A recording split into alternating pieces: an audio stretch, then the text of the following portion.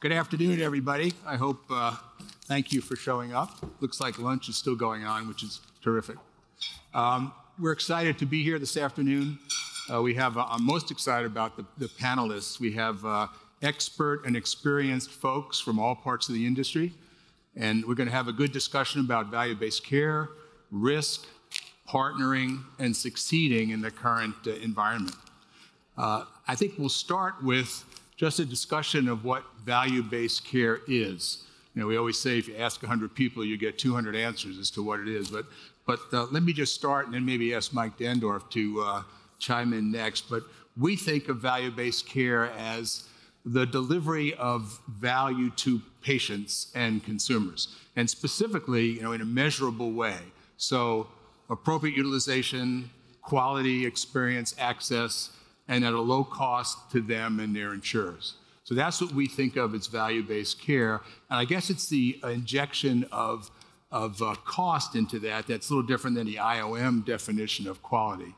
So with that definition, Mike, maybe you could talk a little bit about how you think about value-based care. That's certainly a big topic at Tufts, and maybe take it from there if you would. Sure.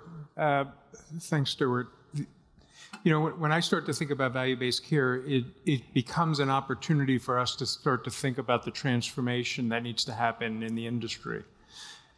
It gives us an opportunity to think more holistically of how do we use the dollars in healthcare to deliver a different outcome. I think we provide great medical care in the United States, but when we look at it from a healthcare outcome point of view, there's still a lot to be desired. We're a fragmented industry. The experience isn't great. Most people wouldn't say, I can't wait to go to the doctor. I can't wait to enter into the healthcare system. It's expensive. So there's a ton of opportunity for us to look at, is there a way that we can take this enormous amount of money that we already spend in healthcare, right? We spend $4.5 trillion in healthcare a year. It's not necessarily that we need to spend more in healthcare, and I may be one of the few providers that say that, but we don't need to spend more in healthcare, but we have to spend the dollars differently. And so value-based care gives us a framework to start to think about how would we spend the dollars that are afforded to us differently to create a different experience and a different outcome. That's the way I think about it. I think that's great, that idea that we may have plenty of money, but we don't spend it the best way. Krishna, from your view, you've been on all sides of the industry, technology, provider, now insurer again. What's your view of value-based care and where we are? What would you say? Two things. I mean, at the simplest level, I think, is how do you sort of tie payments to outcomes? So it's quality, efficiency, affordability, access.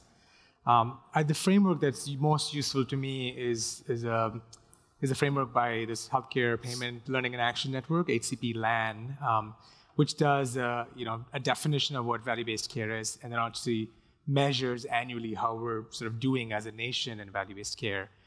In fact, they released their report actually this week on Monday, so highly recommended reading there. So it sort of defines, all the way from pay for performance to shared savings models to shared risk models, and then to sort of capitation, population-based payments as well. So they have 4 such categories. LAN category 1 is sort of fee for service, and then all the way 2, 3, 4 with rising levels of sort of risk and value and more skin in the game. So I'd say that's been helpful to create a shared vocabulary and certainly a shared measurement effort across payers nationwide. That's great. And I think the number of dollars that are paid in a true at-risk environment provider is still quite low. We'll come back to why that is. But it's like a 19 or 21% in that kind of range? 20, 25. 25%. As of this month. So you read good. I didn't see that. That's great. And Hugh, you've done a lot of, as a serial entrepreneur, you focused a lot on government programs, and especially most recently on the underserved and the Medicaid population. What is your view of value-based care? Why is it important? What are the opportunities? It's funny because we talk about value-based care like it's new. It's been around for a while, right? And I think definitionally everybody's seen a different version that works for them, doesn't work for them. And, it's the pace of value-based care that's the constraining animal, I think, as we think about how to get better as a country and move more of this into alternative payments. So, from my perspective, particularly in Medicaid, where you have challenged reimbursements, let's call it. Being able to bring that premium deeper into the delivery system is really core. Allowing these primary care physicians that, if you're a Medicaid primary care physician, it's 25 visits before you're making money in a day. So it's late in the afternoon before you're actually profitable as a practice. These guys got to make a living. They're small practices. So it's really important that that premium gets further into the community and allow them to get paid for the value they're creating. If they're driving an outcome versus an actual, the hamster wheel we know of fee-for-service, patients get better, doctors make more money, and insurers have better control over risk and quality. So it's a win-win. We just got to pick up the pace. No, that's great. That's great. And we often conflate, and Krishna, you hinted at this, the payment system with actually delivering value. And there are two, one's supposed to facilitate the other, I guess you'd say. So, and this idea that for providers to provide better value-based care, they need to take risk in a way that's not what we're doing today, at least at scale. So why is there this connection between value-based care and risk? And is that an important connection, do you think, to achieve what we want to do? Hugh, maybe you'll go in the opposite order here. Sure.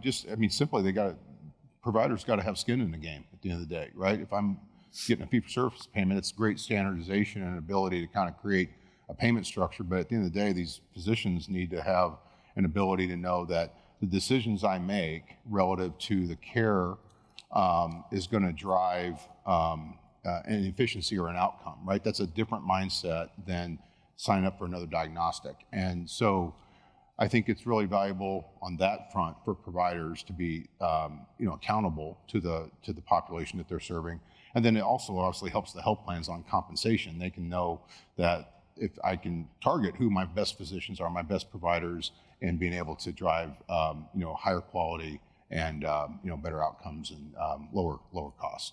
What's been your experience with the government payers? That's a loaded question, but do they get this in the Medicaid, in the state-based Medicaid programs, or? They do. They've come a long way. I will tell you that from when I started in 2015 on this. Medicaid risk was not really a thing. It was upside only for the most part, and providers were kind of, a lot of times, independent providers we work with, very small, distributive providers just didn't know what that contract meant, what they needed to do. So I think, I think that state governments are getting smarter about how to work with both providers and the payer community to be able to drive more value-based payment into the market. But it's state by state, and it's payer by payer, and it's it's a long road. Bit of a mess there. Yeah. Krishna, as a big blues guy now again, what's your view of risk connected to value-based care, and how do you view it from a payer point of view, and then you're partnering with providers? What would you say? Yeah, as you said, I think to me it is an ultimate accountability aspect, right? How do you sort of align incentives from the purchaser of care? It doesn't have to be the payer too. It could be employers, could be state governments, could be the federal government to the care delivery. So in some ways it's aligning incentives on all sides. Everybody wants, the purchaser of care wants care that's high quality, efficient, accessible, and affordable. And this one, value-based care, is a vehicle for us to align those incentives. In fact, the states are leaning in, much like what Hugh was saying. And even in the land report I was referencing, sort of Medicare leads the way, followed by the states. And so commercial is actually more of a laggard if you look at it by the line of business perspective, which is really thanks to the CMS's lean in on the Medicare and MA side, as well as the states sort of leaning in across, to their MCO partners as well. Right. And Mike, I know you have maybe a somewhat uncommon view. Uncommon is a better word. It's not unusual. An uncommon view about risk in the provider world and how that's almost necessary. Could you talk a little bit about that? Sure. I think from a provider perspective, there hasn't been a greater time where there's been the level of burnout and stress. And I often talk about the fact that over many years, we've been putting more and more rocks in the backpacks of our physicians, our care teams. And we have to figure out ways that we could actually simplify that. And incentives matter, as we were just talking about. And when the incentive is on a fee-for-service basis, the providers are rewarded if they do more, and they just crank more out, and that is actually just adding to the burdens. They need to document the right way. They need, there's more and more regulation that is driving that burnout that we're seeing, and we're seeing more and more physicians opt out. I was just reading the other day, depending on the survey, there's a range of surveys around physicians that would like to see their children go into medicine. And somewhere between 40 and 70% of physicians say they don't want their kids to go into medicine. Think about that. I mean, this noble profession of being a physician. So when I look at it from a provider point of view, is the transformation that occurs if we're really starting to think about payment for outcomes and working differently, not just cranking out RVUs or focused on productivity, but thinking about the impact that they can have on the outcomes and the health of a population or a group of individuals that they're taking care of, can return the joy to practice. And I think we're at a point in time that if we don't do that, we're really asking for problems in the long run. And we have to find ways that we're making it easier, we're making it simpler for our physicians in ways that we could support them more. Boy, that sounds absolutely like the case for sure. Having talked to some of the larger provider organizations, a couple of them that really agree with you, they always make the point, this can't be a side hustle. This has to be a core board, CEO, leadership. Is that your view about that? Yeah, we have to be all in. I mean, we have to be all in. And one of, I always think of strategy as you find where you can differentiate yourself and then exploit that and then execute against the things that you're different. And I'll share, in the Boston market, Tufts Medicine is a smaller provider. We're in the shadows of some of the larger brands in that market. And in some ways, the move to value for them is such a drastic business model change, it is almost an existential threat for them because that move presents a lot of risk. And I was saying earlier, in a way, maintaining a fee-for-service model for us is an existential threat. Right? The real opportunity is the move to value. That's where we can differentiate ourselves. That's where we perform better already. We've done very well in Medicare. We've done very well in Medicaid. We're in shared savings. We've done well in commercial risk and value-based care. But we have to lean in. And as an organization, that requires a lot of change. Right? It's a shift in the mindset of everybody in the organization. But we have to be all in on it. It can't be something that we just tinker with or think it's a weekend hobby. Yeah, that's great. We'll come back to what that means to be all in in a second. But so how do you two, as an entrepreneur, business approach to healthcare, and as a big payer, how do you feel about him taking risk like that? Is that a good thing or not a good thing? Or me? Either of you, sure. I'm looking for a little First argument. of all, yeah, I mean, first of all, I mean, that's actually, you don't know what someone's going to say on a panel, but that's fantastic.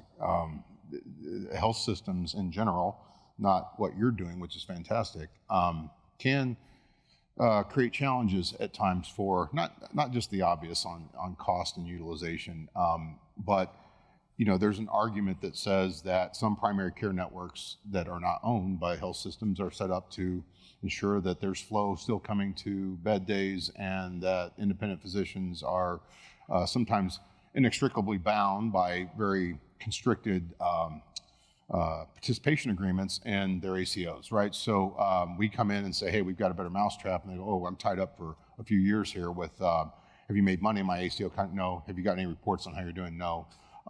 So, that's something that sometimes we see happening in the space, particularly in a lower income population, that's really, really challenging. So, but understand the challenge that exists in converting a very large fee-for-service business into a value-based business, and kudos to Mike for what he's done there. That's fantastic. So that's commensurate with your business approach. Yeah. That works. It does. Yeah. And how about from a Blues point of view, Krishna? What would you say? Absolutely. I mean, I think commendable. Obviously, comes with risks. As I'm sure you're not you're well aware of that, because it is hard to straddle, and it's hard to sort of do the transition, particularly if you're, if fee-for-service has been the core sort of bread and butter of the system at large.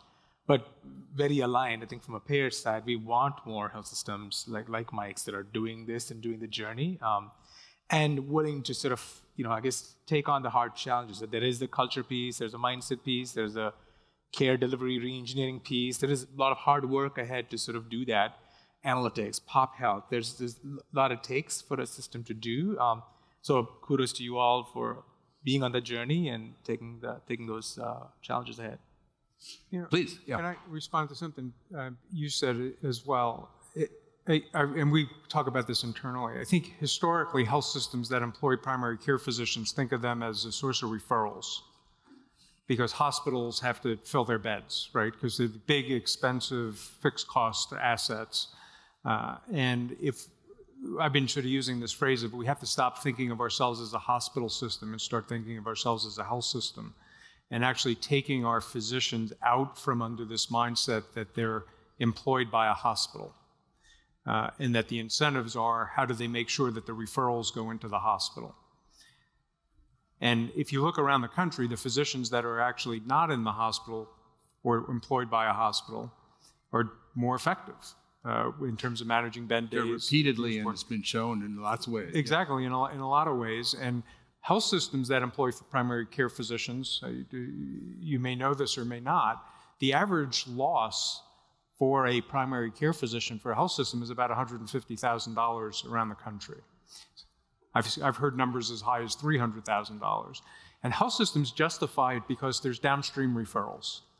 Well, that is such the antithesis about value-based care, right? So we're creating the wrong incentives for the physicians. We're getting exactly the outcome that we're incentivizing. And so we have to change those incentives. We have to disentangle primary care physicians in particular, but our physicians, from feeling like they're beholden to the hospital and really feeling the other way around. The hospitals are actually working for the physician. Yeah, that's music to my ears, certainly as a physician. And just so everyone knows the numbers, Avalier looked at this last year. 52% of doctors now work for health systems or hospitals, and 22% work for for-profit entities, either insurers or retail or private equity. So 3/4 of doctors are now employed by somebody. So your point about how much we're losing on 52% of them is really, really important. I hear that stat all the time, and I do want to argue that please do. These pendulums swing, okay? And the ability to make money. The ability to make money, if you hang a shingle in value-based care, that changes the dynamic quite a bit. So, as Mike was saying, if you're in a system like his, where they're doing the right things, that's fantastic. If you're in a system where the corporate practice of medicine is not exciting to you, I now want to move back into, seeing patients and so forth, then how do they learn? How do they get the resources they need? How do they get the capabilities to be able to take on a value-based contract? That's the challenge we're trying to solve. So, that's great. Do you think primary care physicians should be parts of health systems, or should they be separate for these reasons that you're talking about? That's a loaded question. Does it matter, or do you have a feeling? I think they make sense in both. Both. Yeah. Makes sense both. Great. Yeah. Let me just talk a little bit about the financial thing, because we want to get to partnering a little bit. And so as you move from, I'm going to speak to you first, Mike, your business model that you just well described is to fill beds, and now we're going to take risk. We Tufts are going to take risk.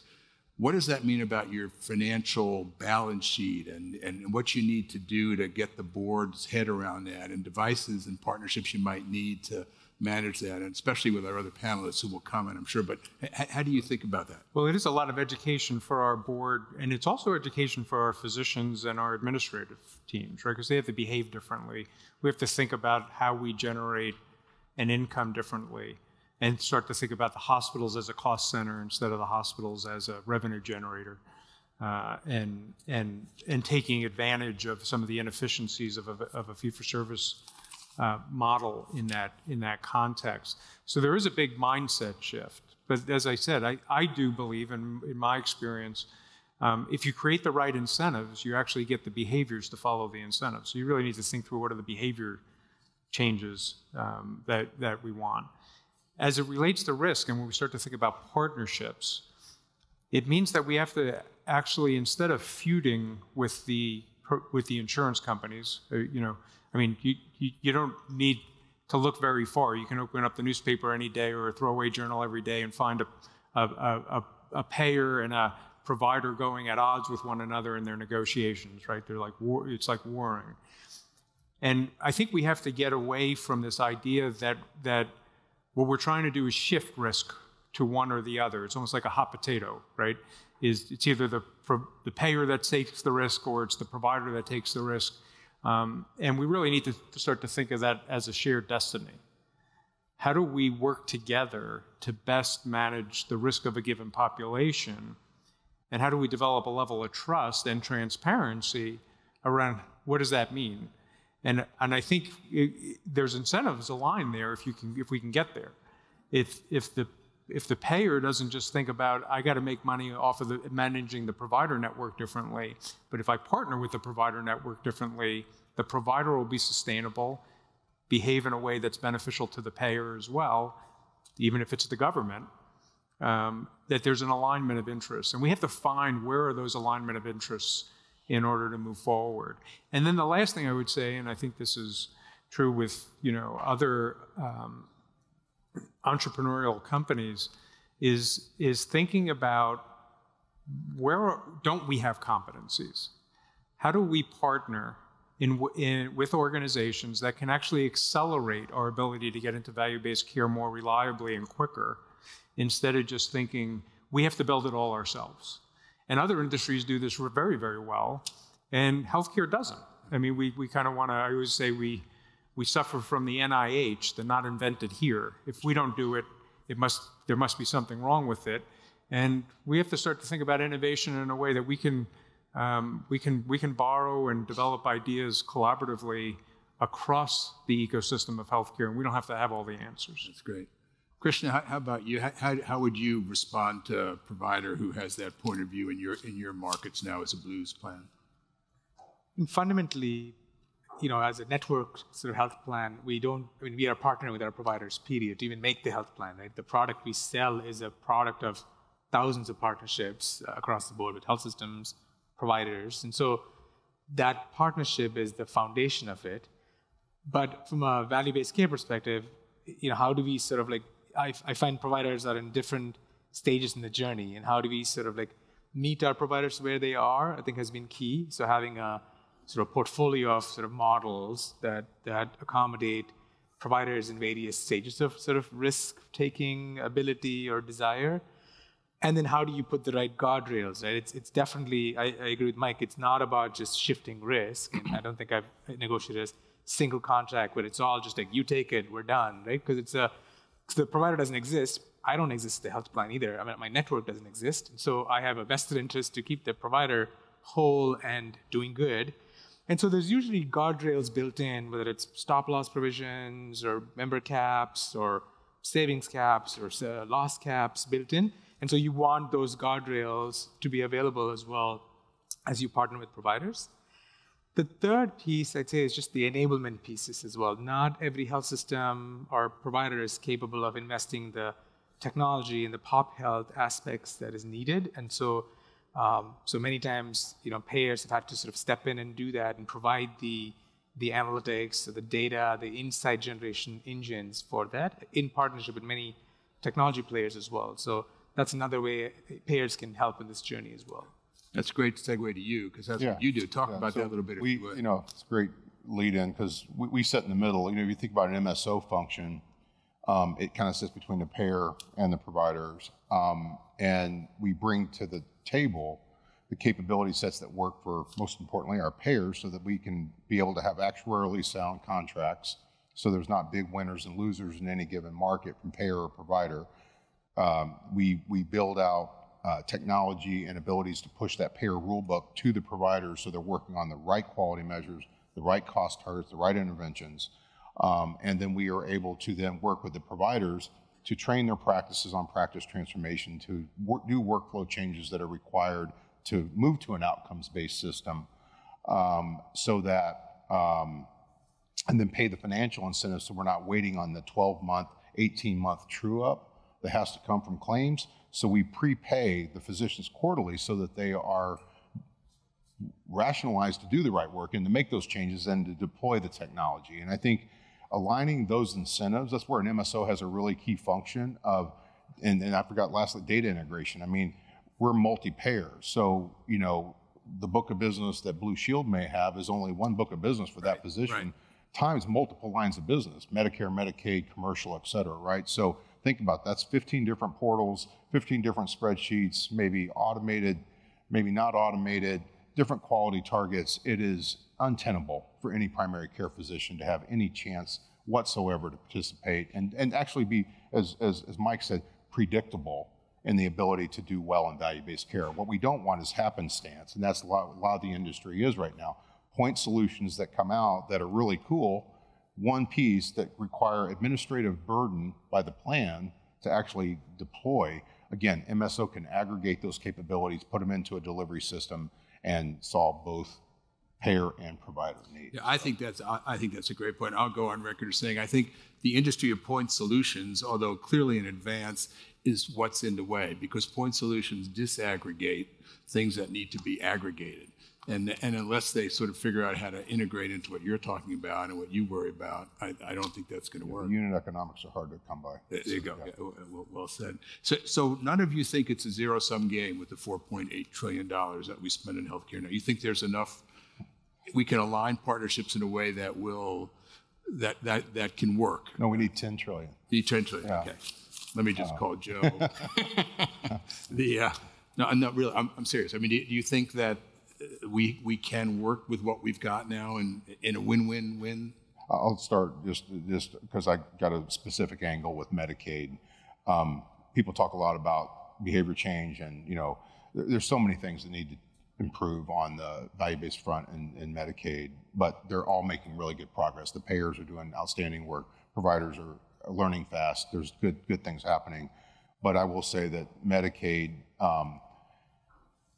is going to, it goes back again to the pace. So I think the challenge is going to continue to be whether or not we can move fast enough and get everybody up to speed at the same rate. So I guess we have a lot of local winners, but I feel like as a system we're sort of losing, right? Like we've spent $4 trillion, and so with spotty sort of outcomes in the mix, and so I think we're all losing to some extent. And the challenge with, I think, why we've not seen sort of rapid adoption in, say, value-based care is somebody's value is somebody else's revenue. So inherently there is tension built into the system there. And so I think there will be some winners and losers in the process. Hopefully the American people win in this thing. That's our hope there, that we have better outcomes and more affordability.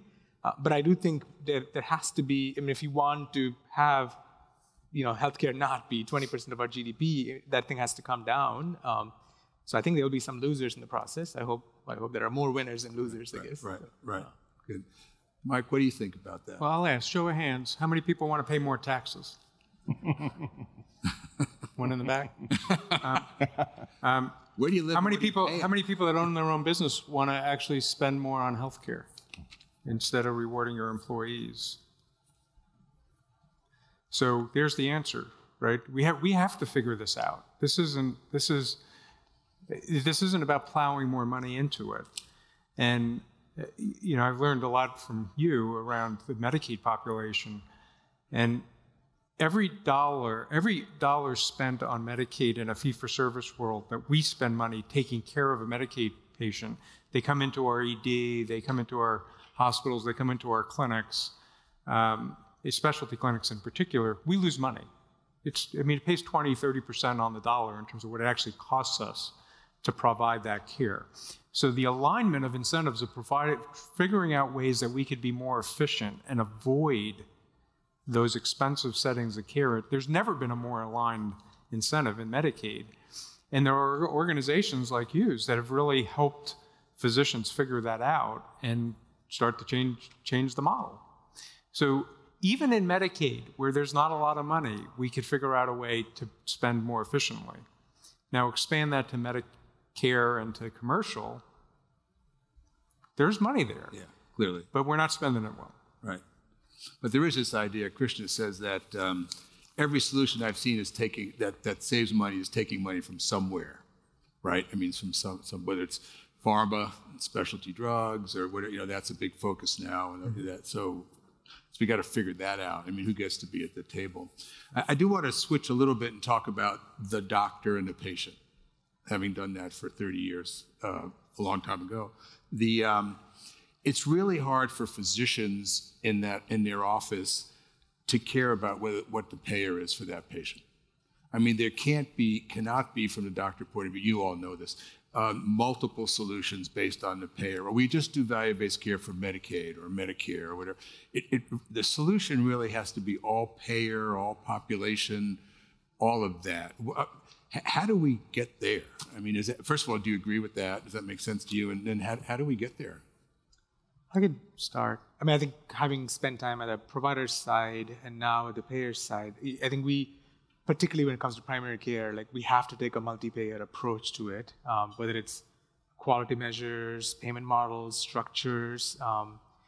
And so we believe in it. In fact, so much so that we actually announced a multi-payer collaborative to sort of advance primary care in California, where we worked with our competitors to come up with a shared sort of model principles, quality measures, and then like a shared construct that we can go back to this providers on, so it's less burdensome for our primary care doctors there. So definitely believe in it, and it's the only way to, sort of truly make it work, I think, in primary care without sort of burdening them up with same but different quality measures, financial measures. I mean, otherwise it's too cumbersome, I think, from a care delivery perspective. Yeah, that's great. And Hugh, how about you? You focus on Medicaid, but how do you? Yeah, I mean, we're multi-line of business. I mean, we have about 1 million members in Medicaid, but we also have large Medicare Advantage and ACO REACH populations. So, it's and an ACA exchange.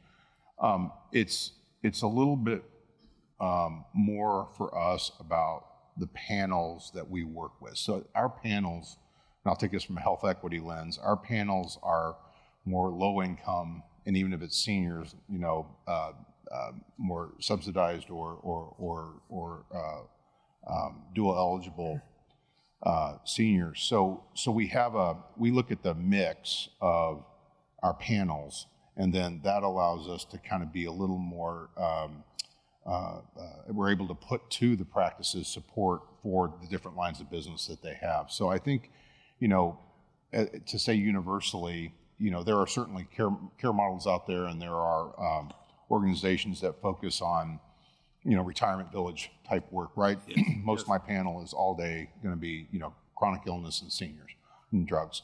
Ours are mental health, substance abuse, maybe access to food, social determinants, sexual orientation, et cetera. So we've got a really big mix we've got to work with. So the population level analytics that drive the financial model, first of all, have to work for us financially. We have to make sure that we've got an ROI. You can't build multiple care models and have, pretty upside down relationships there. So using primary care, using technology, using distributed practice. Most of these practices that see these folks I'm talking about are your 2, 3, 5, 10-man groups. I mean, these are not large practices in general. A lot of them rural as well. So I think it comes down, at least for us anyways, in how we evaluate the physician panel, and then how we design the population analytics that sit underneath it, and interventions. Mike, what's your view about all patients, and with regard to your physicians who have a big home in your organization? Yeah, I mean, I think in the end, we have to get to a place where there's some commonality and there's common process, and they can't be different process by payers.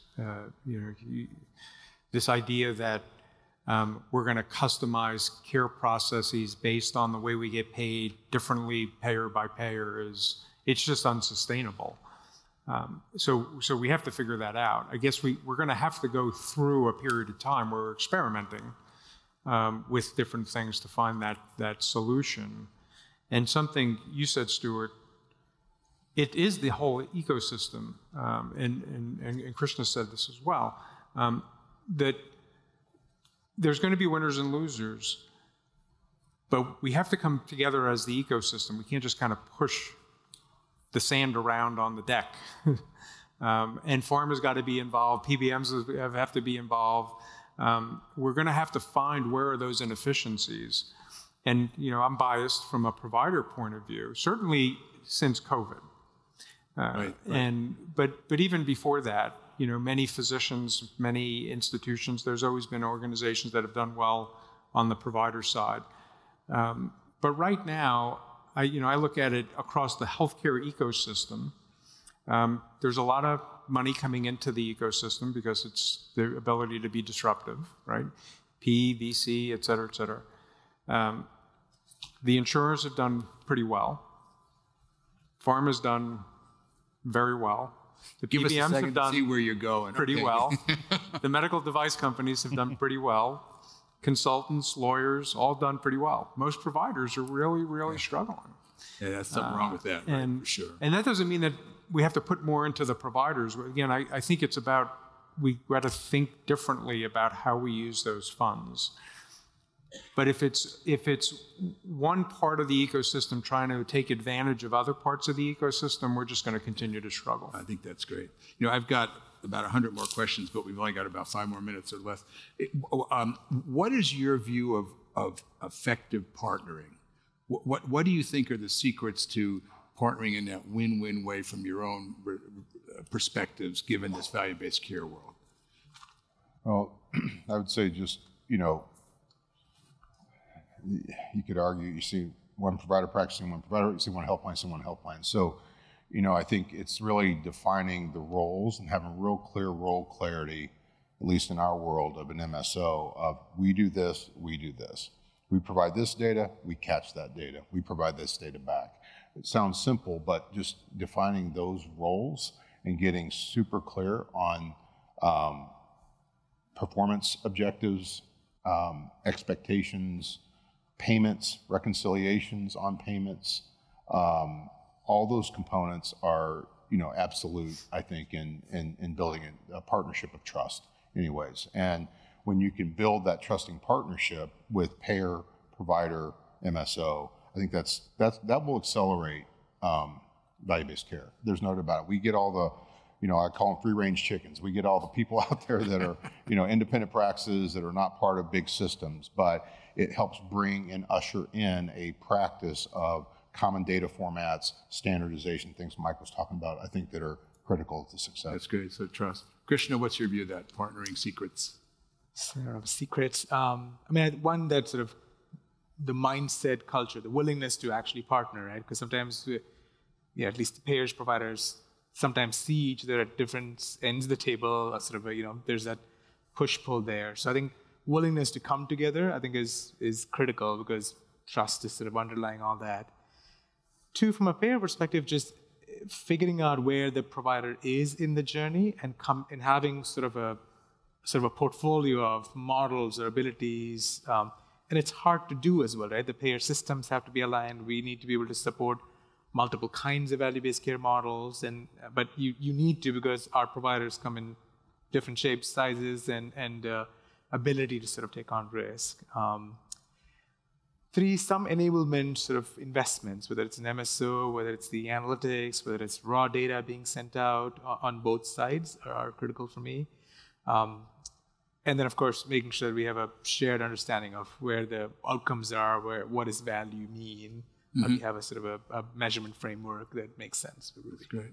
Mike, you get the last word on this question and the last word of our panel. So what does it mean? What secrets of partnering, what are you looking for? What works? What will work? I think maybe consistent with everything that's been said, it's acknowledging that there may be somebody else that can do something better than we can do it ourselves.